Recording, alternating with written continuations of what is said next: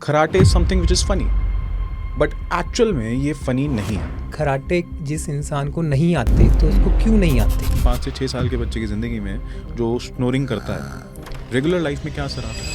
मैंने बहुत आसानी से शायद 1 मिनट में बोल दी, लेकिन ये 1 साल तक किसी को डिप्रेशन दे सकती है। करेक्ट एज पे 3 से 5 साल की उम्र में भी अगर वो करेक्टली डायग्नोज कर ली जाए तो ये टिश्यूज़ का मेडिकल मैनेजमेंट से ही इलाज हो जाता है। कराटे जब आप कहते हैं कि हाँ ये एक सीरियस प्रॉब्लम तो है, कब डिफाइन होता है कि ये नॉर्मल कराटे हैं कि ये स्लीप एपनिया है? सबसे इम्पोर्टेंट तो सांस ही रुक रहा है। 90 के नीचे अगर ऑक्सीजन जा रही है तो वो हमारी बॉडी के लिए गलत है। क्या मर्दों के टेस्टोस्टेरोन लेवल पे भी फ़र्क पड़ता है स्लीप एपनिया से? यस, ये कहीं ना कहीं छोटे बच्चों से ही शुरू होता है और अक्सर इसमें काफ़ी लोग इसको ये बोलते हैं कि 12 साल बाद या 14 साल बाद ख़त्म हो जाएगा। ख़त्म हो जाएगा का मतलब कहाँ जाएगा वो? मतलब कोई आएगा लेके चला जाएगा। स्लीप स्टडी क्या है? मतलब ऐसा तो नहीं होता वो कोई सो रहा है और डॉक्टर बैठ के देख रहा है कि क्या चल रहा है? देखिए, इसमें अलग अलग लेवल्स रहते हैं, जिसमें स्लीप स्टडी एक मशीन होती है जिसको पेशेंट को रात को लगा के सोना होता है। आप ये कह रहे हैं कि आपका वेट ज़्यादा है इसलिए आपको कराटे की प्रॉब्लम है, आपको कराटे की प्रॉब्लम है इसलिए आपका वेट ज़्यादा हुआ?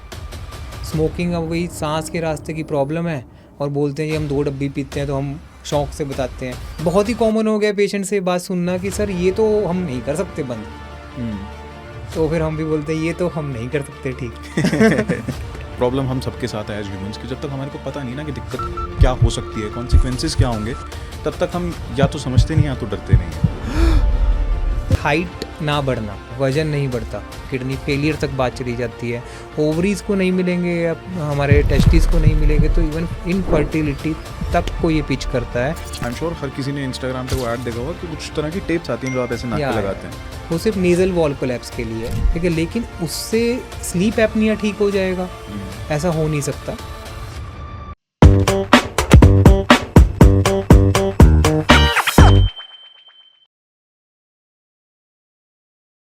हेलो व्यूअर्स, मेरा नाम है Devashish Vaid and this is healing talks, एक ऐसा पॉडकास्ट जहां पर हम लोग आप लोगों की ज़िंदगी को बेहतर बनाने की कोशिश करते हैं। कैसे?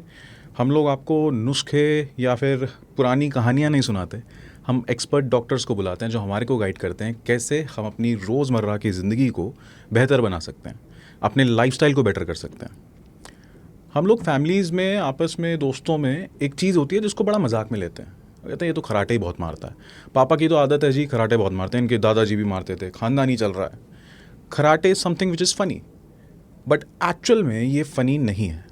और इसी चीज़ के ऊपर हम लोगों को बहुत सारी क्लैरिटी चाहिए थी, तो हमने डॉक्टर लवकेश मित्तल के पीछे पढ़कर उनको अपने साथ बुलाया। Sir, welcome to the healing talks. Thank you sir, thank you. कैसे हैं आप? बढ़िया सर, बढ़िया। मैंने गलत तो नहीं कहा कि कराटे को लोग जो कहते हैं कि ये तो मजाक की बात है, पर असल में वो मजाक की बात नहीं है। कितना सीरियस है कराटे? कहाँ, क्या प्रॉब्लम क्या है ये एग्जैक्टली? देखिए, कराटे को एक आवाज़ ना मानकर पहले इस बात को समझना कि कराटे जिस इंसान को नहीं आते तो उसको क्यों नहीं आते जी, और किसी को आते हैं तो उसको आते क्यों हैं। तो सबसे पहले हम अपने सारे पेशेंट्स को एक बेसिक नॉलेज की तरीके से हम ये समझाते हैं कि हम सब एक नेज़ल ब्रीदर हैं। हम नाक से सांस लेते हैं, नाक से सांस छोड़ते हैं। तो अगर हम नाक से सांस पीसफुली ले पा रहे हैं और पीसफुली छोड़ रहे हैं, हमारा मुंह नहीं खुल रहा है, तो हम एक बहुत ही अच्छी ब्रीदिंग साइकिल में हैं। राइट। जब हम उस ब्रीदिंग साइकिल को अटेन करते हैं तभी हमारी stages of sleep, NREM, REM stages actively काम करती हैं और हम रेस्ट ले पाते हैं। लेकिन जिन लोगों को खराटे आ रहे हैं तो उनको क्यों आ रहे हैं? उनकी नाक की हड्डी, नाक के मांस, एडिनॉइड, तालू, टॉन्सिल, जीभ, एपिग्लॉटिस, जब भी हवा कहीं टकरा कर जाएगी तो बैक डेट में ये कहीं ना कहीं छोटे बच्चों से ही शुरू होता है कि ये खराटे मारना या माउथ ब्रीदिंग करना शुरू करते हैं जी। और उससे धीरे धीरे वो खराटे लाउड होने लग जाते हैं और एक स्टेज आती है कि इंटरमिटेंट पॉजिंग। इतनी जोर के खराटा लेंगे कि वो खराटा वहाँ पे रुक जाएगा और इवेंचुअली रुका रहेगा 5 सेकंड, 10 सेकंड, 15 सेकंड, कई बार तो 1-1 मिनट तक पेशेंट्स के रिलेटिव देख पाते हैं कि उनका खराटा रुक गया और सडनली ज़ोर से खराटा लेंगे। जब वो सडनली ज़ोर से खराटा लेंगे तो वो रुका हुआ सांस जो छाती को इतनी देर से ऑक्सीजन नहीं मिली वो खींच के लेना शुरू करता है। तो अगर कोई भी हमारा लिसनर या हमारा व्यूअर ये बात को अपने घर पर नोटिस कर पा रहा है कि कोई खराटा लिया गया है, उसके बाद वो खराटा रुक गया और उसके बाद वो और ज़ोर से लिया, तो इवेंचुअली वो एक पॉज होता है। अब इवेंचुअली जब वो पॉज होगा तो उससे हमें क्या दिक्कत है? अगर मेरे को खराटे आ रहे हैं तो आपको क्या दिक्कत होनी चाहिए या रिलेटिव्स को क्या दिक्कत होनी चाहिए? तो उनकी ऑक्सीजन की मात्रा नीचे जाने लग जाती है। और हम इस धरती पे क्यों हैं? ऑक्सीजन के कारण। अब एक बच्चे को अगर बाय बर्थ ऑक्सीजन ना मिले तो उसको हाइपोक्सिया हो जाता है, उसको निको में रखना पड़ जाता है। तो इतनी सीवियर कंडीशन जो हम अब जानते हैं कि ऑक्सीजन की कमी हमारी बॉडी को करती है, तो वो डीप स्लीप में नहीं जा पाते। डीप स्लीप अक्सर हमारी 50 या 60 मिनट के बाद शुरू होती है, लेकिन इन लोगों का सांस तो 50-60 मिनट में 50-60 बार रुक जाता है। तो इवेंचुअली बॉडी अपनी साइकिल को, नाक से छाती तक की साइकिल तक को नहीं दे पाती और इवेंचुअली ये सफ़र करते हैं एक डीप स्लीप को। तो दिन में सुस्ती रहना, गाड़ी में बैठे बैठे नींद आना, कहीं पर भी बैठे बैठे सो जाना। कई बार तो ऐसा भी देखा है कि पेशेंट किसी से बात करते करते सो गया या ड्राइव करते करते सो गया, जो जिस समय पे उसको नींद तो बहुत दूर की बात, वो हो ही नहीं सकता कि उसको नींद आ जाए। तो इस लेवल तक स्नोरिंग हमें तंग करती है। और हम एज अ जो हम ओपीडी में देखते हैं, कई बार इतना इग्नोर करते हैं इस चीज़ को कि पता होने के बावजूद भी हम डॉक्टर तक नहीं जाते। तो मैं स्पेशल थैंक्स कहूँगा कि आपने इस चीज़ के लिए इसको अरेंज किया, और आज हम इतना खुल के बात करना चाहते हैं कि एटलीस्ट जो लोग ट्रीटमेंट के दायरे में हैं वो दायरे को समझें, और जो इस ट्रीटमेंट के दायरे में नहीं हैं वो अपने अगल बगल के लोगों को ज़रूर प्रेरित करें एटलीस्ट खराटे को सीरियसली लेने के लिए। तो सबसे पहली चीज़ तो जो क्लियर हो गई कि खराटे जो है वो मजाक का विषय नहीं है। अब ताकि हम लोग इस टॉपिक पे और बेहतर तरीके से बात कर सकें और ज़्यादा समझ सकें, करीब 1 घंटा मैं सर की ओपीडी में उनके साथ बैठा हूँ, जहाँ पर हमने भारत के कई कोनों से आने वाले पेशेंट्स देखे, जिसमें बच्चे भी शामिल थे, बुज़ुर्ग भी शामिल थे, यंग बॉयज़ भी शामिल थे। अब मेरे को ये समझना है कि खराटे जब आप कहते हैं कि हाँ ये एक सीरियस प्रॉब्लम तो है, कब डिफ़ाइन होता है कि ये नॉर्मल खराटे हैं कि ये स्लीप एपनिया है? स्लीप एपनिया जो शब्द है उसकी भी डेफिनेशन आप बताइए कि वो एक्चुअल में क्या है। देखिए, जब हम सोते हैं उसको स्लीप कहते हैं जी। और एपनिया मीन्स कि सांस रुकना। ओके। अगर सोते सोते आपका सांस रुक रहा है तो उसको स्लीप एपनिया कहते हैं। स्लीप एपनिया की अक्सर 2 बाहें होती हैं। एक होता है ऑब्स्ट्रक्टिव, कि हम नाक से लेके छाती तक अगर हमारा कोई रुकावट है, तो अगर किसी ऑब्स्ट्रक्शन के कारण है तो वो हो गया ऑब्स्ट्रक्टिव स्लीप एपनिया। और एक होता है हमारा सेंट्रल, कि कोई हमारे ब्रेन में या लंग में इशू है जिसके कारण हमारे लंग की वेंटिलेशन नहीं हो रही, या नाम है नार्कोलेप्सी है, तो इवेंचुअली हमारे ब्रेन से सिग्नल्स नहीं जाते, तो होता है सेंट्रल। और तीसरा पार्ट इन दोनों बाहों को मिलके बनता है जो है मिक्स्ड।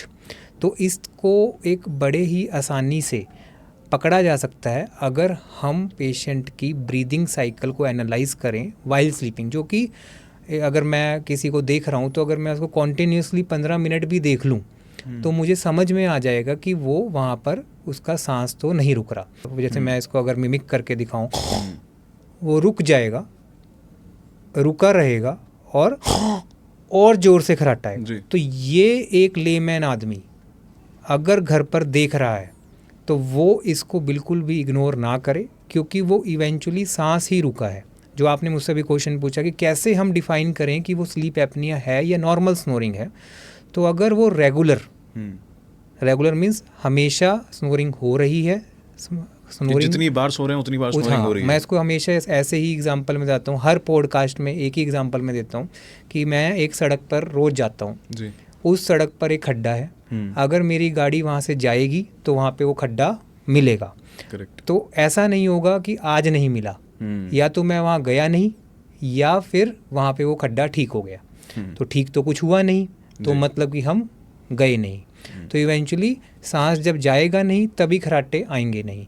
तो कई बार पेशेंट सोचते हैं अरे इनका खराटा रुक गया, बड़ा अच्छा है, ऐसे ही रुका रहे। नहीं, वो सांस से पीड़ित हो जाते हैं और उसके बाद बहुत ज़ोर के खराटा मारते हैं। तो अगर आपकी लाइट स्नोरिंग है, बहुत ही हल्की सी स्नोरिंग है जो आपके 10 मीटर दूर तक नहीं सुन रही, और उससे आपके अगल वाले लोग परेशान नहीं हो रहे, और आप मुंह खोलकर सांस नहीं ले रहे, और आपका सांस बीच में रुक नहीं रहा जिसके कारण और ज़ोर के खराटे आ रहे हैं, तो उसको लाइट स्नोरिंग मानी जाती है। फिर भी उसको हम बोलते हैं कि आप इसके ऊपर नज़र रखिए। अगर गलती से फ्यूचर में जाके मुंह खुल रहा है या बीच में इंटरमिटेंट पॉजेज मिल रहे हैं या फिर थकान महसूस हो रही है, तो एक बेसिक जांच कराकर ज़रूर देखिए कि कहीं एक मदर ऑफ ऑल डिजीज़ जो अगर स्नोरिंग करता है मरीज, उसके ऑक्सीजन लेवल्स तक डिप्राइव होने लग जाते हैं और वो सारे ऑर्गन्स को हमारे ख़राब करना शुरू कर देता है। तो उससे बहुत सारे रोगों से बचा जा सकता है जस्ट एक बीमारी को सही टाइम पर डायग्नोज करने से। समझने के लिए, मतलब किसी को डराने के लिए नहीं,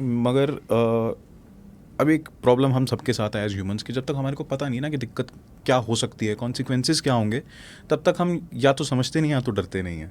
तो जब आप कहते हैं कि हाँ खराटे जो हैं वो बहुत एक सीरियस चीज़ है, अगर आप वो नहीं कराएंगे तो क्या होगा, तो जो कॉन्सिक्वेंसेस हैं वो क्या हैं अगर लोग इसको इग्नोर करते हैं तो? देखिए, सबसे पहले ना इस बात को समझना ज़रूरी है, जो मैं आज की डेट में मार्केट में समझता हूँ लोगों को, कि उन्हें लगता है कि हम लोगों को डरा रहे हैं। हम उन्हें फैक्ट्स बताते हैं किसी भी चीज़ के। मानिए कि आप एज अ पेशेंट मेरे पास आएंगे तो मैं आपको बताऊंगा कि आपका 1 घंटे में इतनी बार सांस रुक रहा है, उससे हमारे ऑक्सीजन की मात्रा कम हो रही है, उससे हमारे दिल की धड़कन में क्या फ्लक्चुएशन है, कितने कितने मिनट का सांस रुका, कितने सेकंड्स का सांस रुका। ये एक नॉलेजेबल थिंग होती है जो आपको वही इंसान दे सकता है जिसको खुद कोई नॉलेज हो। जी। कई बार हम उसको डरावनेपन में ले लेते हैं, तो उसको डरने की बात नहीं है, उसको समझने की बात है। और जितने भी पेशेंट्स हमारे पुराने हैं या जो नए जुड़ना चाहते हैं, पहले इस डर को ज़रूर निकाल के आइए कि हम कुछ आपको डरा रहे हैं, ये तो ऑलरेडी चल रहा है, उसको हम आपको समझा रहे हैं। और जो दूसरा क्वेश्चन आपका रहा कि कैसे हम इस चीज़ को जानें कि किस तरीके से हमारे साथ हो रहा है, करता है हमारे को, कॉन्सिक्वेंसेस क्या होते हैं। तो सबसे पहले वही जो मैं आपको बताना चाहता हूँ कि सबसे इम्पॉर्टेंट क्या इस सारी बात में हो रहा है कि सांस रुक रहा है जी। सबसे इम्पोर्टेंट तो सांस ही रुक रहा है, बिल्कुल। तो वो तो सब कोई भी इग्नोर नहीं कर सकता। करेक्ट। दूसरे लेवल पर सांस रुकने से ऑक्सीजन की मात्रा कम हो रही है, उसको भी इग्नोर नहीं कर सकते। तो कोविड ने सबको समझा दिया कि 90 के नीचे अगर ऑक्सीजन जा रही है तो वो हमारी बॉडी के लिए गलत है, और उससे हमारी हार्ट रेट बढ़ती है। तो ये भी कोई इग्नोर नहीं कर सकता कि अगर किसी की सोते हुए हार्ट रेट 80, 90, 100 चल रही है या 100 से ज़्यादा चल रही है, तो वो भी उसको इग्नोर नहीं करते। तो ये 3-4 कॉन्सिक्वेंसेस तो हम इग्नोर कर ही नहीं कर सकते। और इवेंचुअली जो नेक्स्ट कॉन्सिक्वेंसेस हैं, अब हमें लंग को ऑक्सीजन नहीं मिलेगी तो लंग्स में दमा बनने के चांसेस, अगर हमारे पेट को रेगुलर ऑक्सीजन नहीं मिलेगी तो इनडाइजेशन होना, बार बार पेट खराब रहना, हमारा खाना अच्छे से ना पचना, लीवर को अगर ऑक्सीजन नहीं मिलेगी तो फैटी लीवर होना, पैंक्रियाज को नहीं मिलेगी तो हमारा डायबिटीज़ की तरफ हम प्रोन हो जाते हैं। इवन कि हमारे उसके कारण कैंसर के भी साइंस हम पैंक्रियाज में देखते हैं। किडनी को नहीं मिलेंगी तो किडनी में फंक्शन डिसफंक्शन होना, किडनी फेलियर तक बात चली जाती है। ओवरीज़ को नहीं मिलेंगे या हमारे टेस्टिस को नहीं मिलेंगे तो इवन इनफर्टिलिटी तक को ये पिच करता है।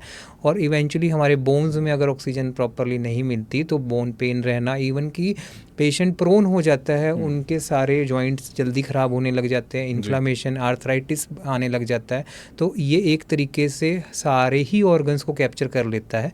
तो कैसे इसके कॉन्सिक्वेंसेस को हम इग्नोर कर सकते हैं? करेक्ट। और जितनी लंबी आपने इसको कहते हैं ना फहरिस्त दी है कि इतनी सारी प्रॉब्लम्स हैं, so I think this is high time. मैं एक्चुअली आपसे बात करते करते करीबन अपने नॉन सर्कल में 2 से 3 लोगों को मैं सोच चुका हूँ कि उनको आपसे ज़रूर मिलना चाहिए। बिकॉज अब तक भी, बिकॉज इस पूरे पॉडकास्ट की रिसर्च के दौरान मैंने ये चीज़ समझी कि हाँ ये प्रॉब्लम सीरियस तो है। अभी आपके साथ 1 घंटे ओपीडी में बैठा हूँ तो भी मुझे अब लोग भी ऐसे आते हैं जो अवेयर हैं, वो जानते हैं कि क्या है। बिकॉज आज के ज़माने में आप जेमिनाई करो, चैट जीपीटी करो, आपको अपनी समस्या का पूरा सेल्फ डायग्नोसिस हो जाता है एक तरीके से। People know it but people still ignore it, and I think this is the purpose of healing talks, जहाँ पे हम लोग डिफाइन करने की कोशिश करते हैं, एक्सप्लेन करने की कोशिश करते हैं कि प्रॉब्लम किस हद तक बढ़ जाती है। सर, आपने एक चीज़ मेंशन करी कि इनफर्टिलिटी के इश्यूज आते हैं, वो मैं आपसे समझना चाहूँगा, इज़ इट डिफरेंट? क्या स्लीप एपनिया के कॉन्सिक्वेंसेस मेल फीमेल में अलग होते हैं या दोनों में सेम होते हैं? और इनफर्टिलिटी का जो आपने बताया वो किस लेवल पर होता है? देखिए, ये बीमारी अक्सर मेल्स में ज़्यादा पाई जाती है, ओके, क्योंकि उनका इंफ्रास्ट्रक्चर थोड़ा टाइट रहता है जी। फीमेल्स में भी ये बीमारी बहुत सीवियर लेवल पर है, बट क्या है, उन्हें डायरेक्ट सिम्टम्स, लाउड स्नोरिंग, सांस रुकना नहीं पता चलता जी। उन्हें कई बार दिन में थकान रहना, दिन में सुस्ती रहना ज़्यादा फील होती है। अब काफ़ी इनफर्टिलिटी स्पेशलिस्ट भी आजकल स्लीप स्टडी करने लग गए हैं, क्योंकि जब उन्हें 1 या 2 फेलियर मिलने लग जाता है तो उसको रूट कॉज को समझने के लिए कई बार पेशेंट भी उनको हिस्ट्री दे देता है कि क्या स्नोरिंग से तो नहीं जुड़ा। तो इस पॉडकास्ट के जरिए हम ये ज़रूर बताना चाहेंगे कि कई लोग बहुत बार इनफर्टिलिटी ट्रीटमेंट ले चुके हैं और उनका अगर कोई पार्टनर स्नोर करता है और वो इंटरमिटेंट स्नोरिंग है, जो मैंने समझाया शुरुआत में भी और अभी भी, कि वो खर्राटा लिया, वो बीच में पॉज हुआ और उसके बाद और बड़ा खर्राटा लिया, तो वो एक डायरेक्ट रिलेशन हो सकता है आपके ऑक्सीजन लेवल से, और वो एक डायरेक्ट रिलेशन हो सकता है आपकी इनफर्टिलिटी ट्रीटमेंट्स के फेलियर का। तो मैंने खुद काफ़ी पेशेंट्स की स्लीप स्टडी को करेक्ट कर कर उनको वापस दिया है, और हमने देखा है कि उन्हें उसके बाद एक्चुअली में इनफर्टिलिटी ट्रीटमेंट की ज़रूरत भी नहीं पड़ी। तो ये एक बहुत बड़ा इम्पॉर्टेंट टॉपिक है जो मैं आप सबको बताना चाहूँगा। और अगर आपके नियर डियर वंस में कोई भी ये प्रॉब्लम से फेस कर रहा है, तो मैं एक रिक्वेस्ट, आपको एक हम्बल रिक्वेस्ट ज़रूर करूँगा कि अगर आप देख रहे हैं तो प्लीज़ इसको शेयर ज़रूर कीजिए उन लोगों के साथ जो इनफर्टिलिटी ट्रीटमेंट से परेशान आ चुके हैं। सर क्या मर्दों के टेस्टोस्टेरोन लेवल पे भी फ़र्क पड़ता है स्लीप एपनिया से? यस, टेस्टोस्टेरोन लेवल्स के ऊपर डायरेक्टली इम्पैक्ट करता है, और कई पेशेंट्स तो हमारे पास टेस्टोस्टेरोन लेवल्स के 10-10 रिपोर्ट्स लेके आते हैं कि सर ये टेस्टोस्टेरोन लेवल इतना हो गया, मैं इतनी दवाई ले रहा हूँ, फिर ये इतना हो गया, क्योंकि because they are very anxious about their fertility, and some people actually enjoy this thing being a good fertile man. So उसको हमने देखा है कि अगर पेशेंट अपने इन सब चीज़ों को ठीक करे, अपनी ऑक्सीजन साइकिल को ठीक करे, अपनी स्लीप को ठीक करे, इवन कि टेस्टोस्टेरोन लेवल्स तो बैड स्लीप से भी इम्पैक्ट होता है। अगर आपके स्लीप साइकिल भी गलत हो, कि मतलब आप गलत सो रहे हैं, किसी दिन सो रहे हैं, कि उनको अगर स्लीप एपनिया नहीं भी है तब भी वो स्लीप उसको इम्पैक्ट करती है। और एक ग्रेशियस स्लीप जो आज की जनरेशन ऑलमोस्ट भूल चुकी है, कि जितने भी बड़े फाउंडर्स, जितने भी बड़े CEOs, they won't let there sleep effect on them.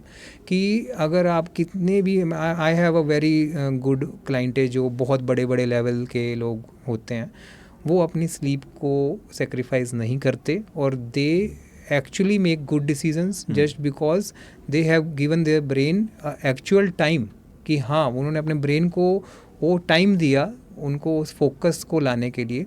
तो कहीं ना कहीं स्लीप एपनिया अगर हमारी बैड और डिस्टर्ब्ड स्लीप है उससे भी इंक्रीज करने लग जाता है। आपने 2-4 बार मेंशन किया स्लीप स्टडी के बारे में। यस। तो स्लीप स्टडी क्या है? मतलब ऐसा तो नहीं होता वो कोई सो रहा है और डॉक्टर बैठ के देख रहा है कि क्या चल रहा है। तो स्लीप स्टडी जो होती है वो कैसे होती है?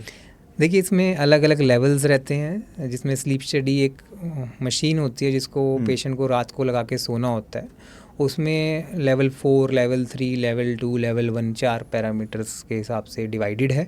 तो अगर सिर्फ एक बेसिक ऑक्सीजन का पैरामीटर अगर हम चेक करें तो लेवल 4 में आता है, और लेवल 3 में अगर देखा जाए तो उसमें ऑक्सीजन की मात्रा, उसमें कोई सांस तो नहीं रुक रहा, उसमें हमारे ऑक्सीजन के लेवल्स कितने नीचे जा रहे हैं, वो कितने मिनट्स का पॉज ले रहा है, या इंटरमिटेंट अगर रॉ डाटा सिग्नल्स की तरफ जाएँ तो वहाँ पे उसमें डेप्थ में आ जाता है। और लेवल 2 में अगर हमें ब्रेन की, आइज़ की फंक्शन, हमारे मसल्स की फंक्शन को देखना है तो वो भी उसके अंदर आ जाता है। और अगर इसी फंक्शनिंग को हम एक मॉनिटर्ड लेवल पर करें और एक डॉक्टर उसको रात को बैठ के, या टेक्नीशियन उसको रात को बैठ के मॉनिटर करे विद वीडियो रिकॉर्डिंग, तो उसको लेवल 1 कहा जाता है।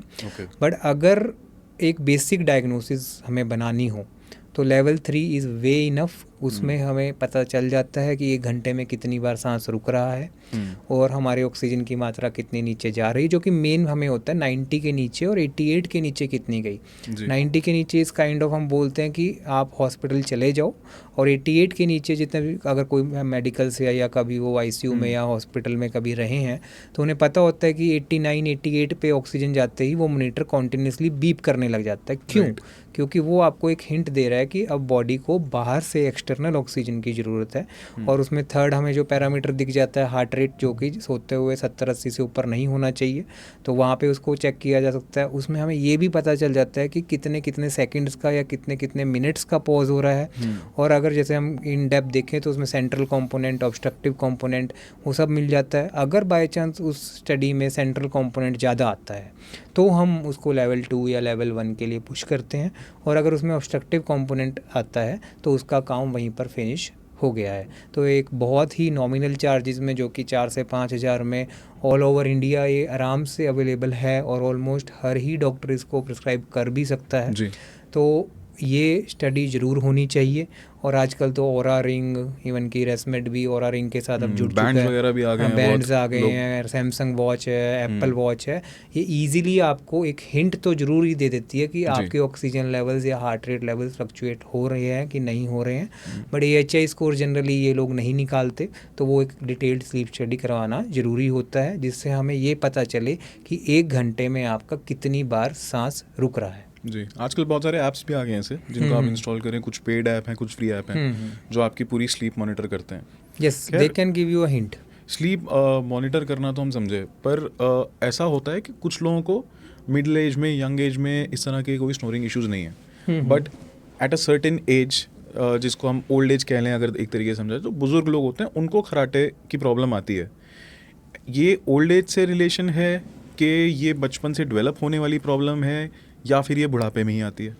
देखिए, अक्सर ये बीमारी बचपन से ही होती है जी। इसको एक टिश्यूज़ होते हैं जो कई बार हमारे पैलेट के पीछे, एडिनोइड्स, टॉन्सिल्स, हाँ ऐसा हो सकता है कि वो पहले इनिशियल फेजेस में बहुत हल्की स्नोरिंग के तरीके से आपको दर्शा रही हो, जो कि रेगुलर स्नोरिंग है, जो मैंने बताया कि वो हम भी नॉर्मल मानते हैं।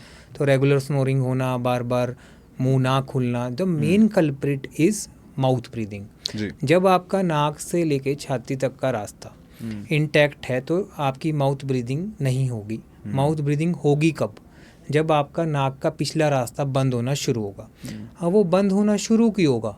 क्योंकि वो टिश्यूज़ हमारे बड़े होने लगेंगे। तो ये मैं अक्सर कहता हूँ कि ये जो स्लीप एपनिया है, जो एडल्ट स्लीप एपनिया है, वो अक्सर बचपन से ही शुरू होता है। उसको पीडियाट्रिक स्लीप एपनिया कहा जाता है। और अक्सर इसमें काफ़ी लोग इसको ये बोलते हैं कि 12 साल बाद या 14 साल बाद ख़त्म हो जाएगा। तो मैं हमेशा पेशेंट्स को बोलता हूँ कि ख़त्म हो जाएगा का मतलब कहाँ जाएगा वो? मतलब वो डेट ऑफ बर्थ पे मतलब बच्चा रात को 12 बजे कोई आएगा लेके चला जाएगा। तो ये माइल्ड स्नोरर्स होते हैं, और जो कई बार डायग्नोज ही नहीं कर पाते, जैसे कई बार पीडियाट्रिशियन से भी मिस हो जाए या फिर ENT से भी मिस हो जाए, तो इवेंचुअली ये जल्दी इसकी तरफ प्रोग्रेस करने लग जाते हैं। बच्चा वजन गेन करने लग जाए, फिर तो ये फुल स्पीड में ही आपको यंग एज में ही सिम्टम्स देना शुरू करेगा। एक मिस्टेक जो मुझे लगता है पेरेंट्स करते हैं कि बच्चों की स्नोरिंग को मतलब मैं इग्नोर नहीं कहूँगा, देखकर भी क्या लगता है कि ये तो खेलता बहुत है इसलिए इसको गहरी नींद आती है, इस वजह से स्नोरिंग की हैबिट है, इसके पापा को स्नोरिंग की हैबिट है तो इसको भी स्नोरिंग की हैबिट है। This is how people ignore basically. या बट अगर हम इन सब चीज़ की बैकग्राउंड में जाएं तो जितने भी लोगों की फैमिलियल में स्नोरिंग का इशू है, तो अगर उनकी अगर चलो ऐसा कोई करता नहीं, बट खुद से तो क्वेश्चन पूछ सकते हैं कि हाँ देखा जाए कि उनको कोई कार्डियक अरेस्ट तो नहीं हुआ, तो यस उनके पूर्वजों को काफ़ी कार्डियक की हिस्ट्री भी निकलती है, या स्ट्रोक तो नहीं हुआ, पार्किंसंस तो नहीं हुआ, इवन कि पार्किंसंस इसमें बहुत बड़ा रोल अदा करता है। तो जैसे ये लोग या फैमिलीज़ अपनी इस बीमारी को, स्नोरिंग को नॉर्मल मानते हैं, वैसे ही ये लोग अपने इन बीमारियों को भी नॉर्मल मानने लग जाते हैं कि हमारे घर में तो मोस्टली कार्डियक अरेस्ट हो जाता है, हमारे घर में तो मोस्टली सबको स्ट्रोक हो जाता है या पार्किंसंस हो जाता है, इवन कि हियरिंग लॉस भी बहुत जल्दी होने लग जाता है कि जिन लोगों को ऑक्सीजन डेप्रिवेशन होती है तो, और म्यूकस बनना, तो इवेंचुअली वो फिर फैमिली ट्रेडिशन को इतना ज़्यादा एक दूसरे से वाइंड अप कर देते हैं कि एज अ डॉक्टर हमें बड़ा मुश्किल हो जाता है उसको समझाना कि ये जो हमारा कैस्केड है ये तोड़ा जा सकता है, लेकिन with a concise effort to correct the report. हम कई बार पेशेंट कई बार ये सोचते हैं कि सर के पास कुछ ऐसा है जो सर ठीक कर देंगे तो सर के पास एक बैड रिपोर्ट है जो वो ठीक कर सकते हैं, और आपके पास एक बहुत अच्छा दिल और बहुत अच्छा नेचर है जिससे आप रेगुलरली आइए और उसको क्रॉस वेरीफाई कीजिए और उसको ठीक कीजिए। बच्चों की बात कर रहे थे, हाउ अब जैसे बड़ों का तो हम समझते हैं कि अगर आपके सभी वाइटल ऑर्गन्स को ठीक से ऑक्सीजन नहीं मिल रहा तो that's an issue for child also, that's an issue for adults also. But regular life के इम्पैक्ट की अगर मैं बात करूँ, एक छोटे बच्चे की ज़िंदगी में, 5 से 6 साल के बच्चे की ज़िंदगी में जो स्नोरिंग करता है, रेगुलर लाइफ में क्या असर आता है? आप OPD में थे शायद उस टाइम, उन्होंने आपने सुना उसके में भी, तभी आप पूछ रहे हैं कि हाइट ना बढ़ना सबसे इम्पोर्टेंट फैक्टर। देखो यहाँ इतने आराम से मैंने बोल दी ये बात। जो मदर फादर अपने बच्चे को रोज़ देखता है, वो उसको पार्क में देखता है, स्कूल में देखता है, और बच्चों से छोटा देखता है, उसको बहुत बुरा लगता है जी। ठीक है, वजन नहीं बढ़ता, बार बार री इन्फेक्शन होना, नज़ला, जुकाम, खांसी हर टाइम रहना, ठीक है। तो ये 4-5 चीज़ें ऐसी हैं जो मैंने बहुत आसानी से शायद 1 मिनट में बोल दी, लेकिन ये 1 साल तक किसी को डिप्रेशन दे सकती है अगर वो उसको सही तरीके से डील ना करे। तो अक्सर हम इन चीज़ों को लाइटली लेने लग जाते हैं। कोई लोकल डॉक्टर या केमिस्ट या फिर RMP डॉक्टर ये बोल देता है अरे ये सब नॉर्मल है, बट ये सब नॉर्मल है तो उनके बच्चे ये चीज़ क्यों नहीं कर रहे जो आपके बच्चे कर रहे हैं। तो इवेंचुअली एक छोटी सी डायग्नोसिस बच्चों में तो इतना अच्छा और इतना इजी है इसमें पीडियाट्रिक स्लीप एपनिया में कि आप उसको फाइंड करो और एक करेक्ट एज पे 3 से 5 साल की उम्र में भी अगर वो करेक्टली डायग्नोज कर ली जाए तो ये टिश्यूज़ का मेडिकल मैनेजमेंट से ही इलाज हो जाता है। बट इस पॉइंट ऑफ टाइम पे वो राइट कंसल्टेंट पर पहुंचना, उससे समझना, उस पर विश्वास रखना और उस रिपोर्ट को करेक्ट करना, वो अगर पेशेंट इतना धैर्य रखे तो बहुत ही अच्छे और मैजिकल रिजल्ट्स मिलते हैं और आगे एडल्ट स्लीप एपनिया को बचाया जा सकता है और इवन की एडिनॉइड टॉन्सिल की सर्जरी को भी बचाया जा सकता है। ओके, सो अब हम जब रिजल्ट्स की बात करनी शुरू की है तो ये थोड़ा सा समझाइए कि फॉर एग्जांपल एक पेशेंट आपके पास आता है जो आपसे ये शिकायत लेकर आए हैं कि हाँ जी मेरे को स्नोरिंग की प्रॉब्लम है, आप उनका स्लीप स्टडी वगैरह वो सब चीज़ें करते हैं, इसका इलाज क्या है और वो कैसे होता है? देखिए, इलाज को समझना उसके 2 एंगल हैं जी। कई लोग होते हैं जिन लोगों को इंजेक्शन से भी डर लगता है और कई लोग होता है जो अपने आप ही इंजेक्शन लगा लेते हैं खुद को। तो एक बार अगर समझ में आ जाए पेशेंट को कितनी बार सांस रुक रहा है, ऑक्सीजन की मात्रा कितनी है, दिल की धड़कन कितनी है, पेशेंट खुद भी समझ चुका होता है और पेशेंट के रिलेटिव्स भी उसको समझा चुके होते हैं सब चीज़ें कि तुम्हें ये दिक्कत है, तो उसके बाद हम चाहते हैं कि पेशेंट उस चीज़ को ज़रूर देखे जिसके कारण उसका सांस रुकता है, जो कि नाक की हड्डी, नाक के मांस, एडिनॉइड, तालू, टॉन्सिल, जीभ या एपिग्लोटिस, इन 7 में से कोई भी हो सकती है। और उसके लिए हम एक बेसिक एंडोस्कोपी प्रोसीजर कर देखते हैं जो कि मात्र 25 से 30 मिनट का एक प्रोसीजर है, जिसके बाद हम उसको बता देते हैं कि आपकी ये प्रॉब्लम के कारण आपका सांस रुकता है, जिसके कारण आप इवेंचुअली एक माउथ ब्रीदर बन गए हो। जो कि एयरवे में कैमरा डाल के देखना है उसको, तो जो कि आपने भी देखा था अभी, ठीक है। तो उस पेशेंट को हमने समझाया कि आप यहाँ पे आपको प्रॉब्लम है और इसके बाद हम इसको ठीक कर देंगे, तो इवेंचुअली हम उसका वो पैसेज ही खोल देंगे जहाँ पे वो रुक रहा है। तो इवेंचुअली फिर जब उसकी वो पैसेज खुल जाएगा तो वो आराम से सांस ले पाएगा और आराम से सांस छोड़ पाएगा। तो बहुत ही आसानी से इसको पेशेंट ठीक कर सकता है। बट क्योंकि बहुत कम लोग इसकी सर्जरीज में इन्वॉल्व हैं, बहुत ही कम लोगों की अभी एक्सपर्टीज़ है, it's a very new branch, इसकी लॉन्चिंग भी 10-15 साल पहले ही हुई है, तो काफ़ी लोग डरते हैं। बट हम यहाँ पर हीलिंग हॉस्पिटल में बहुत ही सकारात्मक रूप से as a department, as a team बहुत अच्छा काम कर रहे हैं और रिजल्ट्स आपको समझाते हैं, आपको प्रॉमिस करते हैं, बट एक बार पूरे केस को एनालाइज करके। तो बहुत ही कॉम्पैक्ट सा लगता है जब आज हम 10 साल के बाद जब देखते हैं खुद को कि बहुत ही सिंपल प्रोसीजर को हमने फॉलो कर लिया है।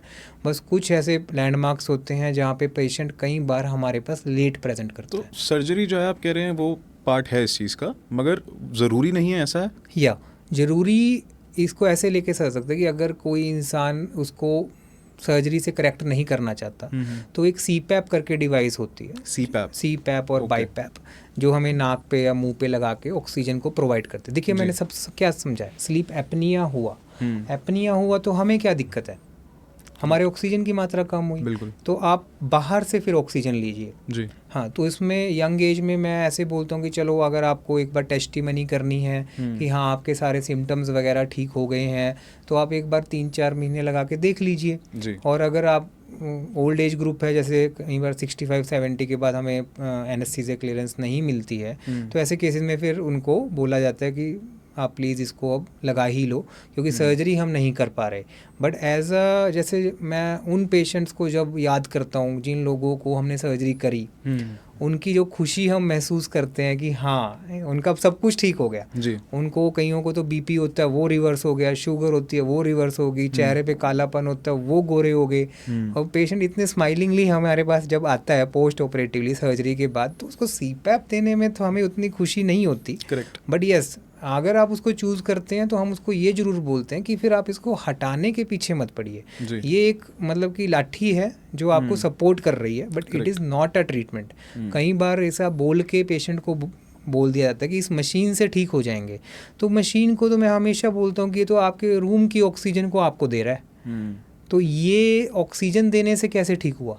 करेक्ट। तो जो वहाँ पे एंडोस्कोपी के दौरान शायद आपने भी टिश्यूज़ देखे कि जब वो बंद हो रहे हैं तो उनको ऑक्सीजन ने कैसे ठीक किया? तो बेसिकली आप कह रहे हो it's a support system, not a treatment. But yeah it's a very good treatment. It's a very good treatment. हाँ, मतलब ना से तो ये अच्छा, बहुत अच्छा। हाँ, और अगर पेशेंट बहुत ही कंफर्टेबल जोन में है कंसल्टेंट के साथ, वो समझता है, तो they must not put this एक चीज़ जो इससे दिमाग में मेरे आई कि आजकल आई एम श्योर हर किसी ने इंस्टाग्राम पे वो ऐड देखा होगा कि कुछ तरह की टेप्स आती हैं जो आप ऐसे नाक पे लगाते हैं, कुछ मैग्नेट्स आते हैं जो स्नोरिंग रोकने के लिए होते हैं। वो सिर्फ नेजल वॉल्व कोलैप्स में काम करते हैं। ओके। अगर कई लोग अगर ये टेस्ट कर पाएँ तो अगर उनका ये वाला चीज़ पिचक रहा है सांस लेते हुए, तो उनको वो मैग्नेटिक स्ट्रिप खोल देगी। ओके, ठीक है, लेकिन उससे स्लीप एपनिया ठीक हो जाएगा ऐसा हो नहीं सकता।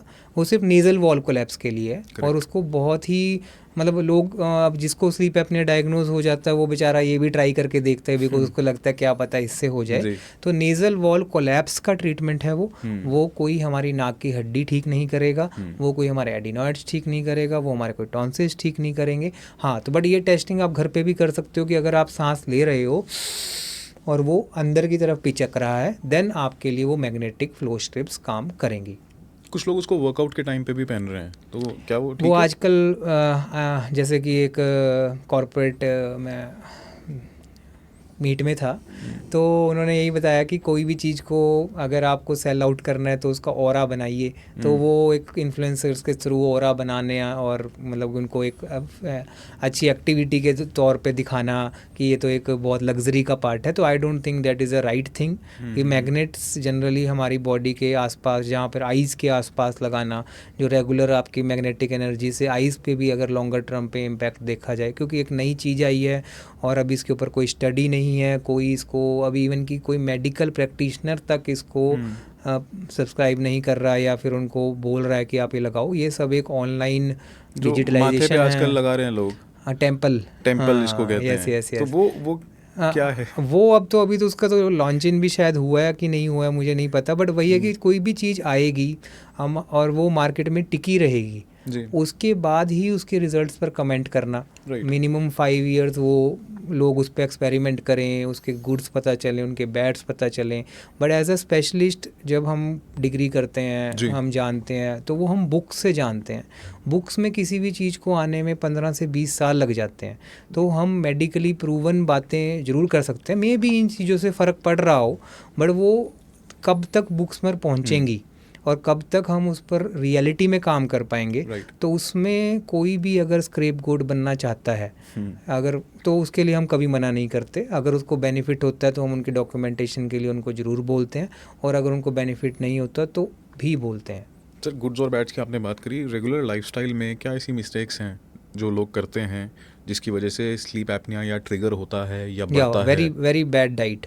कई लोग, जिन लोगों को ऑलरेडी स्नोरर होते हैं, उनको पता है कि वो स्नोरिंग करते हैं, वो बहुत ज़्यादा फैटी डाइट, बहुत ज़्यादा मैदा वगैरह, बहुत ऐसा चीज़ें खाने लग जाते हैं जो हमारे फैट के स्टोर रिजर्व्स को बढ़ाने लग जाते हैं। तो कहीं अक्सर मुझे लोग बोलते हैं कि सर हमारे वज़न बढ़ने से ये प्रॉब्लम हमें आई है, तो ऐसा बिल्कुल गलत है। उनको स्टार्टिंग में स्नोरिंग थी और वज़न बढ़ने से उनकी और बढ़ गई, क्योंकि टिश्यूज़ भी बढ़ेंगे सारे। अगर कोई 140 किलो का है तो उसके टिश्यूज़ में पहले ही अगर सुजावट थी तो वो और हो जाएगी, लेकिन सभी 140 किलो के लोगों को स्लीप एपनिया नहीं है जी।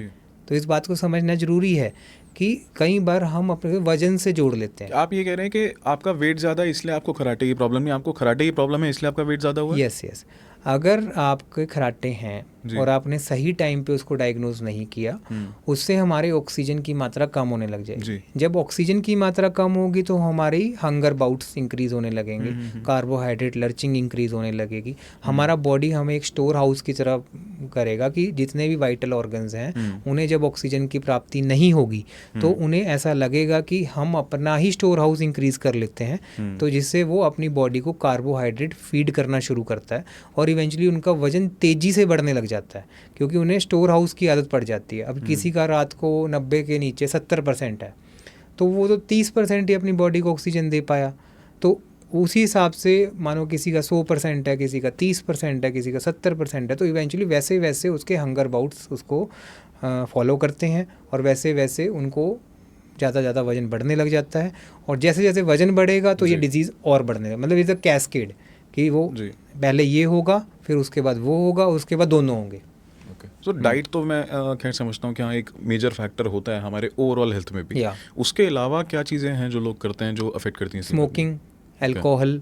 अब हमें देखो, ये तो सबको ही पता है कि किसी को खराटे ना भी आते हों तो अगर वो हैवी ड्रिंकिंग कर ले तो शायद वो स्मोर करना शुरू कर देते हैं, क्योंकि उनकी मसल एट्रोफी में चली जाती है, थक जाती है। तो ऐसे ही जब हम ऑलरेडी स्नोरर हैं तो दारू पी के हम उसको और बढ़ावा देते हैं। स्मोकिंग, अब वही सांस के रास्ते की प्रॉब्लम है और बोलते हैं कि हम 2 डब्बी पीते हैं तो हम शौक से बताते हैं, तो अब वही बात है कि वहीं की प्रॉब्लम है और उसी को हम उत्तेजित कर रहे हैं, तो ऑब्वियसली ऐसा नहीं। और आज की डेट में तो बहुत ही कॉमन हो गया पेशेंट से बात सुनना कि सर ये तो हम नहीं कर सकते बंद। तो फिर हम भी बोलते हैं ये तो हम नहीं कर सकते ठीक। अच्छा, मेंटल हेल्थ इज़ समथिंग जिसके बारे में आज के, अब मैं कहता हूँ कि शायद हम as a country, as a nation, हम उस लेवल तक तो पहुँच गए हैं कि इस बारे में लोग रिकग्नाइज करते हुए बात करते हैं। मेंटल हेल्थ को लोगों ने एक समस्या माना है आज के टाइम पर, अवेयरनेस जो है वो बेहतर हुई है, मगर फिर भी उसके ऊपर अभी बहुत काम होना बाकी है। लोगों को चीज़ों को समझना जो है वो बहुत बाकी है।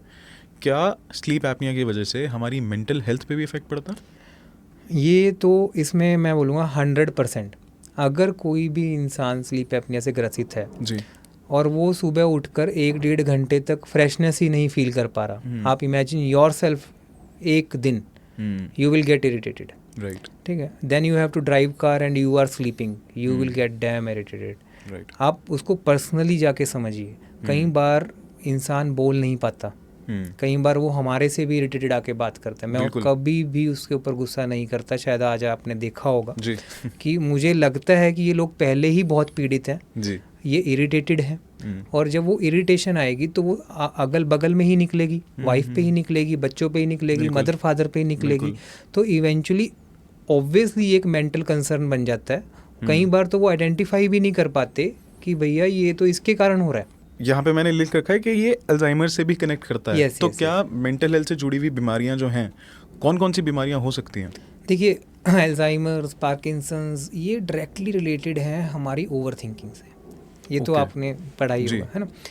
अब मैं किसी चीज़ के बारे में ओवर थिंक क्यों करूँगा? जब वो मुझे तंग करेगी।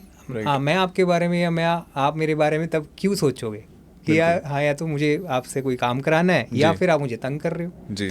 तो जब हमारी ये स्नोरिंग हमारे डे टाइम इम्पैक्ट तक पहुंच जाती है, पेशेंट समझ नहीं पाता कि उसको ये सब कुछ हो क्यों रहा है। वो कई बार साइकेट्रिस्ट के पास जाके दवाइयाँ खाना शुरू कर देता है, वो उसको और लेज़ी बना देता है। उनको लगता है कि अब सो जाते हैं, इस चीज़ से फ़ायदा हो, या कार्डियोलॉजिस्ट के पास जाता है। तो एक अननोन फियर जो कि वो बोल भी नहीं पाते और उनको समझ भी नहीं आ रहा होता, वो उनको एक डीप स्ट्रेस में डाल देता है। और ये बीमारियाँ, इवन की हियरिंग लॉस में, इसमें मैंने अभी बताया स्टार्टिंग में, बहुत जल्दी आने लग जाता है। ये अभी एक स्टडी पब्लिश हुई थी अराउंड 2-3 मंथ्स पहले कि जिन लोगों को स्लीप एपनिया है वो जल्दी हियरिंग लॉस की ग्रसित में आ जाते हैं, क्योंकि वो इतना ज़्यादा स्ट्रेस ले लेते हैं कि उनकी नर्व्स, जिसकी एजिंग एक स्लो तरीके से होनी चाहिए थी, वो फास्ट प्रोसेस में चली जाती है। जो आम बीमारियाँ जो हम लोग सुनते हैं, मतलब कहना अच्छा नहीं लगता आम बीमारियाँ, मगर है कि लोगों को डायबिटीज़ की प्रॉब्लम है, एसिड रिफ्लक्स की प्रॉब्लम है, ब्लड प्रेशर की प्रॉब्लम है।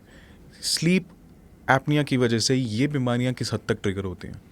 ये तो बहुत ज़्यादा ट्रिगर होती हैं। देखो, बीपी तो इसके साथ डायरेक्टली रिलेटेड है। मैंने जैसे समझाया कि हार्ट रेट बढ़ेगी तो इवेंचुअली हमारे पल्स हमारा ज़्यादा रहने लग जाता है, तो डायरेक्टली बीपी तो बहुत ही जल्दी इस गेम में घुस जाता है जी। सेकेंड लेवल पर हमारा डायबिटीज़ आता है, क्योंकि इसमें अनइवन ईटिंग, और अगर पीछे से कोई प्रोन है, मदर फादर को डायबिटीज़ है, तो ये भी बहुत जल्दी 10 या 12 साल में पेशेंट को ग्रसित कर लेती है।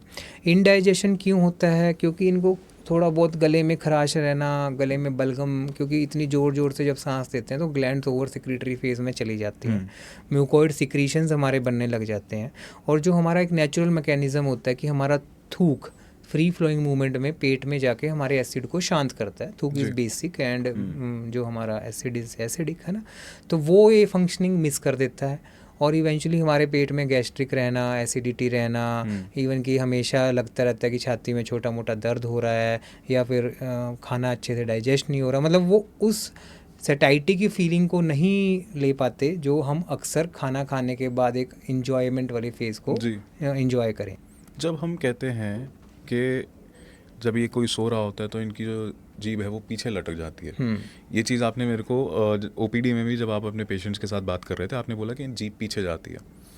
जीभ पीछे जाने का मतलब क्या है? जो हमारा एयरवे जो है वो कैसे ब्लॉक होता है? देखिए हम, और सूजन भी आपने बताई थी। सॉरी मेरे सवाल थोड़े थोड़े लंबे लंबे हैं बिकॉज इसमें क्लैरिटी ज़्यादा चाहिए। फिर आपने ये भी चीज़ बोली थी उसमें कि लोगों की जीभ सूज जाती है।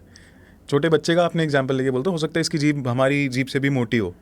ये जीभ पीछे जाने का क्या मतलब है? देखिए हम नाक से लेके छाती तक सांस लेते हैं जी, और उसी से छोड़ते हैं। क्यों छोड़ते हैं? क्योंकि हमारी जीभ तालू के अंदर सटके सोती है जी, और वो हवा उस जीभ को उठा के रखती है। तो दिस इज़ नॉर्मल साइकिल कि नाक से सांस ले रहे हैं, नाक से सांस छोड़ रहे हैं और जीभ तालू के अंदर सटी हुई है। जैसे जीभ हमारी पतली होती है और हमारा तालू जैसे शेप की होती है जी, तो अक्सर ये लोगों का जब पीछे से बंद हो जाता है तो इन्हें माउथ ब्रीथ करना पड़ता है अपनी आप को ऑक्सीजन देने के लिए। राइट।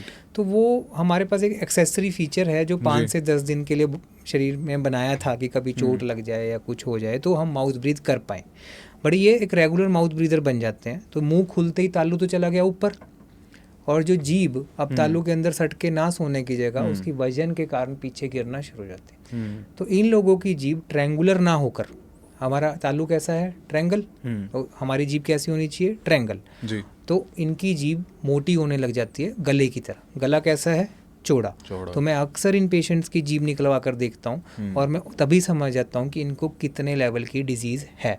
तो अगर आपकी कोई चौड़ी जीभ है तो वो इवेंचुअली पीछे गिरेगी और वो आपका सांस रोकेगी। ईएनटी सर्जन जो हैं वो कैसे कैसे आइडेंटिफाई करते हैं कि जो ब्रीदिंग ऑब्स्ट्रक्शंस हैं वो कितनी ज़्यादा डीप हैं, कितनी बड़ी हैं, उसके क्या तरीके हैं? वो हमने अभी आपको समझाया कि स्लीप स्टडी के माध्यम से हमें पता चल जाता है कि कितनी बार आपका सांस रुका, कितनी बार आपकी ऑक्सीजन की मात्रा नीचे गई, कितना % ऑक्सीजन नीचे गई, उससे हमारे हार्ट रेट कितनी ऊपर गई, कितने कितने सेकंड्स का पॉज हुआ, कितने लंबे लंबे पॉजेज आए, कितने ज़्यादा पॉजेज आए, टोटल कितने पॉजेज आए, उससे हमें डेप्थ ऑफ डिजीज़ पता चल जाती है।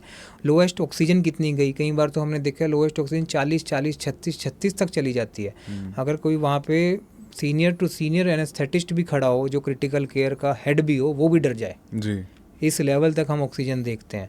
और उसके बाद फिर हम जब हम एंडोस्कोपी करते हैं तो उसके लेवल को पेशेंट खुद भी देख पाता है कि वो कहाँ पर उसकी रुकावट आ रही है और उसके कारण उसको टंग फॉल हो रही है। तो यही हम समझाते हैं सबको कि जब आप अवेयर होते हैं किसी भी चीज़ के लिए तो आप जब उसकी गेन करते हैं नॉलेज को, फिर आपको समझ में आता है कि ये नॉलेज ही है जो पेशेंट को ठीक कर सकती है। अब वही बात है कि कई लोग हमें बोलते हैं कि हम ये करके देखना चाहते हैं, हम ये करके देखना चाहते हैं, तो हम कभी उस चीज़ को मना नहीं करते।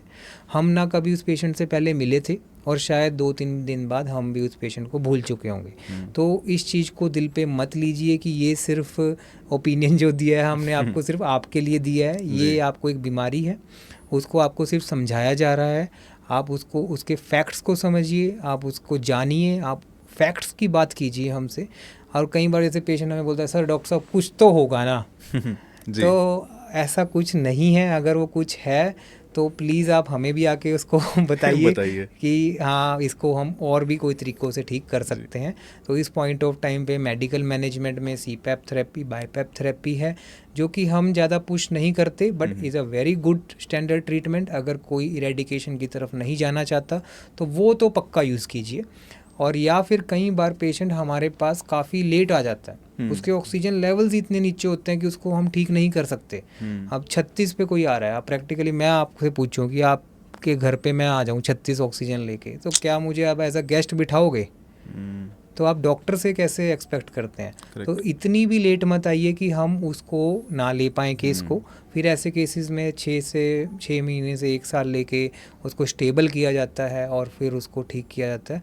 बट हमेशा हमारा एक मेन कंसर्न पेशेंट के साथ सेफ्टी को लेकर हाई प्रायोरिटी पर रहता है कि पेशेंट भी सेफ़ रहे और हम भी अपनी दिनचर्या डेली की तरह सिमिलर रखें, कोई स्ट्रेस हम भी ना लें और ना ही कोई स्ट्रेस पेशेंट ले। तो अगर हम कभी भी जुड़ रहे हैं फ्यूचर में तो इस बात को हम क्लियर रखें कि कोई भी ऐसा सर्जिकल ओपिनियन हम नहीं देंगे अगर वो अनसेफ है, ठीक है, और कोई भी हम CPAP को पुश नहीं करेंगे अगर वो पेशेंट सेफ जोन में है। सर देखिए, आप डॉक्टर हैं तो आप जब सर्जरी शब्द का इस्तेमाल करते हैं ना तो आप घबराते नहीं बिल्कुल। मेरे जैसा आम बंदा जो होता है वो सर्जरी शब्द सुनते ही घबरा जाता है, और कोई किसी को बोलेंगे उसकी सर्जरी है, अब फिर उसमें एक होता है कि अरे ये तो माइनर सर्जरी है, तो अच्छा चलो ठीक है माइनर सर्जरी, हमें आइडिया नहीं है एज अ ले पर्सन, मुझे मेरे लिए माइनर मेजर का कितना ही फर्क है, मैं सिर्फ कंसर्न के साथ भी बात बोलता हूँ कि देखो आपके लिए मेजर ही रहेगी, हमारे लिए माइनर ही रहेगी। इसको मैं बड़े आसानी से समझाता हूँ पेशेंट को कि अगर किसी को घर बनाना है जी, ठीक है, और अगर वो ठेकेदार से डरता है, अगर वो मिस्त्री से डरता है, मजदूर से डरता है, वुड वर्कर से डरता है, तो उसका घर कभी नहीं बनेगा। बिल्कुल। तो अगर उसको एक पीसफुल लाइफ चाहिए, उसको उस बीमारी को ख़त्म करना है, तो उसको ये काम किसी को देना पड़ेगा जो ये रेगुलरली करते हैं जी। उसके कॉन्फिडेंस को आप आराम से समझ सकते हैं, आप उनसे 10 क्वेश्चंस पूछ सकते हैं, आप अपने एंग्जाइटी के क्वेश्चंस को पूछ सकते हैं, आपका रेस्टिंग टाइम पूछ सकते हैं, ड्यूरेशन पूछ सकते हैं, सब कुछ पूछ सकते हैं, बट वो आंसर भी तो वही करेगा ना जो रेगुलरली काम कर रहा है। तो वैसे ही जैसे ही हम अपने घर बनाने की बात करते हैं तो शरीर भी एक हमारा अपना ही घर है जी। जो लेके आए थे वो लेके जाना है, ठीक है। तो वहाँ पे इस चीज़ से मत डरिए। सर्जरी तो मतलब कि देखो सर्जरी कोई OCD नहीं है कि हमें कोई OCD है उसको करने की। बड़ी मुश्किल से जब पहले आप बैक एंड में अगर सर्जरी की हिस्ट्री सुने तो पेशेंट ने ही हाथ जोड़ जोड़ के चीज़ें करवाई हैं, बिना बेहोशी के कराई हैं। उस टाइम तो बेहोशी भी नहीं थी, पहले सर्जरी आई उसके बाद बेहोशी आई जी, ठीक है। तो surgery is eradication programme, right. अगर आपका मन है कि मैं इस बीमारी के साथ नहीं जीना चाहता तो आपके पास surgery is a blessing for you. एक चीज़ कहते हैं ना कि हमें स्कूलों में भी सिखाया जाता है और मेडिकल टर्म्स में भी लोग बहुत बोलते हैं कि prevention is better than cure. क्या ये कहना सही होगा कि दिस जो इरेडिकेशन की आप बात करें, सर्जरी की आप बात करें स्लीप एपनिया के लिए, देखिए prevention is better than cure मैंने समझाया कि 3 से 5 साल में इसको आप डायग्नोज कीजिए, आप उसको मेडिकली ही ठीक कीजिए, वहाँ पे आ गया आपका prevention is better than cure, right. आप सही टाइम पे सही कंसल्टेंट को मिलिए, उनको आइडेंटिफाई कीजिए, माउथ ब्रीदिंग होने मत दीजिए, that is called as prevention is better than cure. And second step is जो मैं समझाता हूँ, cure is better than life long lurching, कि आप इसको अभी काट दो वरना सारी उम्र आपकी ये गांठ बंध के आपके सारी बीमारियों को ले भी आएगी और आप कभी इसको ख़त्म नहीं कर पाएंगे। तो prevention is better than cure ये तो बहुत ही अच्छी है कि अगर आप बहुत जल्दी इसको डायग्नोज कीजिए, ऐसी स्टेज पे डायग्नोज कीजिए जहाँ पे हम इसको मेडिकली ही ख़त्म कर दें, तो वो है हमारा पीडियाट्रिक स्लीप एपनिया। और cure is better than medically खत्म कर दें तो वहाँ आप दवाइयों से खत्म करने की बात करें? हाँ, उसको दवाइयों से, क्योंकि वो टिश्यूज़ बहुत छोटे होते हैं, 10 to 20% पे होते हैं, उन टिश्यूज़ के साइज़ को हम मेडिसिन से कंट्रोल कर लेते हैं और इतने में बच्चा बड़ा हो जाता है। तो एयरवे के पास 70 to 80% कॉलम बच जाता है। तो मेडिकेशन से क्या इलाज बच्चों का ही होता है कि बड़ों का भी हो सकता है? नहीं, बड़ों का नहीं हो सकता क्योंकि तब तक टिश्यूज ग्रो हो चुके हैं, ठीक है। तो वहीं पे ग्रोथ के समय हम इस चीज़ को रोक सकते हैं और उसमें भी हम सीरीज ऑफ एक्सरेज और सीरीज ऑफ एंडोस्कोपीज करते हैं, जिसमें हम अगर देखते हैं कि हाँ ये कम हो रहा है then only we push for longer treatments medically. वरना कई बार लॉन्गर ट्रीटमेंट्स मेडिकली देने से भी, क्योंकि वो स्टीरॉयड स्प्रेज रहते हैं, तो उससे हमारा इंडाइजेशन होना या बोन्स वीक होना, तो फिर ऐसे लेवल पर जब पेशेंट को समझाया जाता है कि ये लंबा भी चलाएंगे तो नुकसान है, तो फिर वो खुद भी कई बार समझ जाते हैं कि सर लेट्स डू इट, क्योंकि उनका ट्रस्ट और बन चुका होता है कंसल्टेंट के साथ और वो समझ चुके होते हैं कि अब ठीक है अगर आप मेडिकली भी करेंगे तो कितना करेंगे, साल करेंगे, 2 साल करेंगे। अच्छा, एक चीज़ ना हो सकता है आपको लगे कि ये कैसा सा सवाल है, मगर आम बंदे के मन में सबसे पहले ये बात आती है अच्छा सर्जरी होगी तो कितने दिन होगा, कितना खर्चा होगा, ये सब चीज़ें लोगों के दिमाग में सबसे पहले आती हैं। तो फॉर एग्जांपल आपने किसी को, आपसे कोई मिलना है, आपने डायग्नोज किया, आपने कहा कि हाँ इनको सर्जरी की ज़रूरत है, तो वो कितने दिन का प्रोसेस है? देखो बच्चों में तो ये सिर्फ एक ही दिन का प्रोसेस रहता है, एक दिन हम पहले एडमिट करते हैं एंटीबायोटिक्स वगैरह के लिए और नेक्स्ट डे सर्जरी की छुट्टी हो जाती है। बड़ों में थोड़ा सा क्योंकि काफ़ी काम रहता है तो कोई एक चीज़ से नहीं हो रहा होता वो, तो 3 से 4 दिन का स्टे हम हॉस्पिटल में लेकर चलते हैं। उसमें थोड़ा सा वॉइस रेस्ट रहना 7 डेज़ के लिए, थोड़ा सा लिक्विड डाइट पे 10 डेज़ के लिए, तो ओवरऑल 10 से 15 दिन का एक प्रोसेस एडल्ट स्लीप एपनिया में बन जाता है, जो 2 हफ्ते लेके चलिए अगर बड़े लोगों का कर रहे हैं और 1 हफ्ते लेके चलिए अगर बच्चों का कर रहे हैं। और रही प्राइसिंग की, pricing institute to institute vary करता है, गवर्नमेंट में अलग है, प्राइवेट में अलग है, और ये सब एक पैकेजेस होते हैं जो जनरली हम एज अ कंसल्टेंट इन चीज़ों में नहीं पढ़ते, जिनके एक सेपरेट विभाग रहते हैं हॉस्पिटल में, तो वहाँ पे आप आराम से क्लैरिफाई कर सकते हैं। But that pricing is pricing for all, it is not pricing for one. कई बार पेशेंट सोचता है सिर्फ मेरे लिए प्राइसिंग है, वो सबके लिए ही सेम प्राइसिंग रहती है, क्योंकि घूम फिर के लोगों के ये कंसर्न्स आते हैं। हाँ, ठीक है। इंटरनेट जनरेशन के साथ हम लोग जी रहे हैं, लोगों को बहुत जल्दी जल्दी चीज़ें समझनी होती हैं, उसी के लिए हम लोग एक रैपिड फायर राउंड रखते हैं। मैं आपसे कुछ सवाल पूछूंगा और आपको फटाफट आंसर देने हैं उसके। One symptom people should never ignore. Snoring. One biggest myth about snoring. Snoring is normal. Can thin people get sleep apnoea? Very obviously. Can children get sleep apnoea? Yes. One sign your body is not getting proper sleep. Daytime sleepiness, lethargy. One lifestyle habit that worsens sleep apnea. Alcohol and smoking daily. CPAP or surgery, which is more effective? In old age group, CPAP. In young age group, surgery. Loud snoring or silent apnea, which is more dangerous? Silent apnea. One thing patients should avoid before sleep. Tea, coffee. One reason people delay treatment. 2 reasons actually. Maybe money or maybe they don't want to go to doctor. One warning sign spouses notice first. Choking. Intermittent snoring. One health problem most linked to sleep apnea. Hypertension. BP. One message for people who are ignoring snoring. At least get a sleep study. अच्छा, इसमें silent apnoea की बात है, ये मैं समझना चाहूँगा, silent apnoea क्या है? यही मैं आपको जो समझा रहा था कि हम जोर से खराटा लेंगे और फिर वो उसमें जो रुक ब्रेक जाएगा, आता है, हाँ, उसको साइलेंट एपनिया कहते हैं। ओके। वो 10 सेकंड से ऊपर चला जाए तो कंप्लीट एपनिया का एपिसोड बन जाता है। अगर वो 10 सेकंड से नीचे है तो हाइपोपनिया होता है। तो इसी को एपनिया हाइपोपनिया इंडेक्स कहा जाता है। जिनको स्नोरिंग की प्रॉब्लम नहीं है, क्या उनके साथ भी प्रॉब्लम्स हो सकती हैं? फिर वो सेंट्रल कंपोनेंट की तरफ हम देख सकते हैं कि कोई नार्कोलेप्सी ना हो या लंग डिसऑर्डर ना हो। नार्कोलेप्सी मतलब कि हमारा ब्रेन ही हमें एक्टिव सिग्नल्स ना दे रहा हो, जैसे सोते वक्त हमारा ब्रेन फंक्शन पे जाता है और एक स्टेज आती है जिस टाइम ब्रेन भी अपना सारा का सारा काम नाक से लेके छाती तक के एयरवे के ऊपर छोड़ के सो जाता है, क्योंकि वो उसको हम बोलते हैं अपना डीप स्लीप। तो उस डीप स्लीप में फिर वो उस फंक्शन को ब्रेन आगे पास आउट नहीं कर पाता और वो उनको ऐसा लगता है कि सांस रुक रहा है, तो that is called as narcolepsy, जो सेंट्रल कंपोनेंट में आता है। वो सर्जिकली नहीं, नॉन सर्जिकली मतलब कि डायग्नोज होता है और उसका ट्रीटमेंट भी नॉन सर्जिकली रहता है। मोस्टली न्यूरोलॉजिस्ट एंड न्यूरो के जो विभाग हैं उसको कवर करते हैं। अच्छा, एक चीज़ हम लोग एस्टैब्लिश कर चुके हैं कि अगर आपको लाउड स्नोरिंग की प्रॉब्लम है, the first thing you should do is consult a doctor. वो हम लोग एस्टैब्लिश कर चुके हैं। मगर एक सच्चाई है जो मैं जानता हूँ कि हमारे इस पॉडकास्ट को देखने वाला हर इंसान अगर वो स्नोरिंग करता है तो ज़रूरी नहीं है वो जाएंगे ही जाएंगे।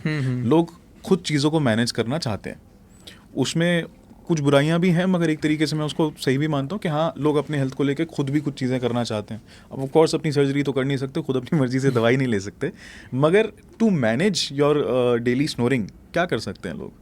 At least we should work on fitness, कि हाँ हम अपने वजन को कंट्रोल करके रखें, अपनी डाइट पैटर्न को सही रखें, एक स्लीप हाइजीन को जरूर फॉलो कीजिए, एक टाइम पर सोइए, बेड को सिर्फ सोने के लिए यूज़ कीजिए, अपनी पोजीशंस को ज़्यादा वेरी मत कीजिए स्लीपिंग की, कभी किसी के घर सो रहे हैं कभी किसी के, मतलब एक बेड को यूज़ कीजिए। कैफ़ीन का इंटेक थोड़ा कम रखिए टी कॉफ़ी का बेड से पहले, ताकि नींद आराम से आए। एक हाइजीनिक फैक्टर्स को, एक रेगुलर एक पैटर्न्स को फॉलो करना, बॉडी को फिटनेस के स्केल पर रखिए, रनिंग कीजिए, जिमिंग कीजिए, योगा कीजिए, अपने लेवल पे आपको हर चीज़ करनी चाहिए। बट ये सब चीज़ें जब हम करके थक जाते हैं तो एटलीस्ट फिर जब हम इतना खुल के बोल रहे हैं कि आप ये सब कुछ कीजिए, तो एटलीस्ट फिर आप खुल के उसकी डायग्नोसिस भी लीजिए। तो करीब आई थिंक आपको 10 साल से ऊपर हो गया है, आप तरह तरह के पेशेंट से मिलते हैं, देश भर के लोग जो हैं वो आपके पास आ रहे हैं। आई थिंक 4 या 5 स्टेट्स तो मैंने अपने सामने देख लिए। बट मैं ये समझना चाह रहा हूँ कि कभी कोई ऐसा केस आया जिससे आप खुद बड़े हैरान हुए और आपको लगा कि ये क्या सिचुएशन है? ये तो हर रोज़ है। ऐसे ऐसी स्टेज पे आएंगे कि अब जैसे इंडिया में मैं हमेशा एक एग्जांपल देता हूँ कि अगर आप एक चौराहे से गाड़ी निकाल रहे हो ना, तो सामने वाला तब तक नहीं रुकेगा जब तक उसको ये ना लगे कि अब तो एक्सीडेंट हो जाएगा, वो आपको पास नहीं करने देगा। तो यही टेंडेंसी यहाँ पर हम पेशेंट्स की देखते हैं। वो जब तक कुछ नहीं करेंगे जब तक उन्हें ऐसा लगेगा कि अब तो जान ही चली जाएगी, या तो भी कहीं तो ऐसे भी होता है कि चली जाए तो चली जाए, ठीक है। तो इवेंचुअली बहुत लेवल ऑक्सीजन के कम देखते हैं हम। मैंने लोएस्ट 30 तक देखा है, जो कि डॉक्यूमेंटेड भी नहीं है शायद बुक्स में। 30 तक रहना, 3 मिनट तक का सांस रुकते देखा है, जो कि मैक्सिमम ही 3 मिनट होता है। 3 मिनट तक सांस नहीं आ रहा। ऑक्सीजन के लेवल्स 90 के नीचे, 88 के नीचे 100% देखे हैं। तो कई बार तो मैं खुद ये सोचता हूँ, मैं तो अपना 1 ग्राम वजन भी नहीं बढ़ने देता कि बाई चांस मेरे पास 1% भी बीमारी हो तो मुझे नहीं चाहिए, बिकॉज बहुत ही गंदी बीमारी है और बहुत ही कम लोग इतनी डेप्थ में जाके आपको समझाएंगे, और बहुत ही कम लोग आपको इस बात के बारे में समझाएंगे कि कैसे कैसे ये आपका पूरा सिस्टम रूइन कर सकता है। किसी को लालच देना कि आप अपनी सेहत का ख्याल रखें, वो जो अल्टीमेट लालच है वो ये है कि कैसे आपकी लाइफ बेहतर होती है। For example, a patient comes to you with acute case of sleep apnoea. अब उनको प्रॉब्लम है, आपने उनको दवाई दी, इलाज किया, सर्जरी की, जिस भी तरीके से वो ठीक हुए, उसके बाद क्या लाइफस्टाइल चेंज आता है? देखिए, उसके बाद वजन पेशेंट का खुद से कम होने लग जाता है, क्योंकि उसके ऑक्सीजन लेवल्स ठीक हो जाते हैं, वो एकदम से शट डाउन करना लग जाते हैं। वजन ठीक होगा, वजन ठीक होने के बाद उनकी ब्रीदिंग साइकिल ठीक होने लग जाती है, वो डीप स्लीप में जाने लग जाते हैं, उनको नींद इंजॉय करने लग जाते हैं। उनके अगर कोई ब्लैकिशनेस है पूरे फेस पे, वो तक चली जाती है ऑक्सीजन से। बीपी भी काफ़ी हद तक, कई लोग तो पहुंच ही 8-8 गोलियों पे गए हैं, तो इतना तो नहीं हम प्रॉमिस कर पाएंगे, बट ये है कि हाँ, 1-2 छोटी गोली पे अगर पेशेंट है तो वो उसका बीपी भी स्टेबल होना शुरू हो जाता है, उससे हमारा हार्ट रेट स्टेबल होने लग जाता है। इवन कि सारे ही ऑर्गन्स रेजुनेशन स्टेज पे चले जाते हैं, बॉडी फैट लॉस करना शुरू कर देती है, और पेशेंट धीरे धीरे माउथ ब्रीदर से नॉर्मल नेज़ल ब्रीदर बनना शुरू हो जाता है। हम लोग इंटरनेट पे आजकल बहुत इन्फॉर्मेशन कंज्यूम करते हैं, और जेमिनी, चैट जीपीटी, एआई की दुनिया में लोग सेल्फ डायग्नोसिस करते हैं।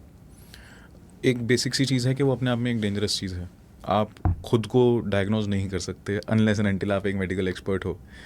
मगर अब होता क्या है कि इतनी सोर्सेज ऑफ इंफॉर्मेशन की वजह से कुछ मिथ्स हमारे दिमाग में बैठते हैं, और हम लोग कंफ्यूज हो जाते हैं कि ये सच है कि ये नहीं है।